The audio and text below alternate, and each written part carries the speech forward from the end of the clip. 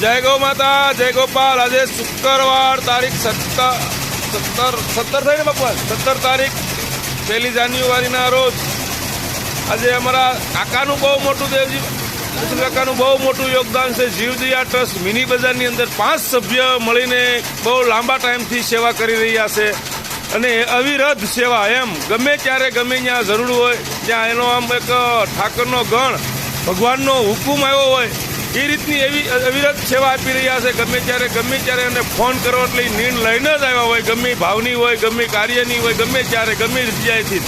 મારી ગા ભૂખી ન રહેવી જોઈએ। આ ઉંમર તો જોવો મારા વાલા, ધન્ય છે એમના પરિવાર, એમના મંડળને, એના ગ્રુપને ખૂબ ખૂબ આ ઠાકોરજીને આપણે પ્રાર્થના કરવી છીએ કે આવા ગ્રુપની ઉપર આવા ઉંમરલાયક સેવાદાયક ભજનને કરીને સેવા પણ એટલી કરી રહ્યા છે। સપને હાથે નીણ કાપે છે, આપણે હાથે પોતે નીણ નાખે છે, લાવે છે, આટલું સરસ મજાનું સારું લાવે છે।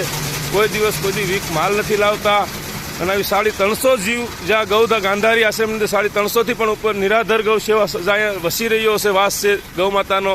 આ એવી ગૌ સેવા માટે કાયમ નીણનો ઉપયોગ, કાયમ નીણ ગમે ત્યારે ગમે તે દિવસે પોગાડી દેશે। ઠાકોરજીને પ્રાર્થના કરી છે આવા પરિવાર અને આવા મંડળ ઉપર કાયમ કૃપા દ્રષ્ટિ રહે, રાજીપો રહે, એમને સાધુવાદ અને મંગલ હો। જય ગૌ માતા।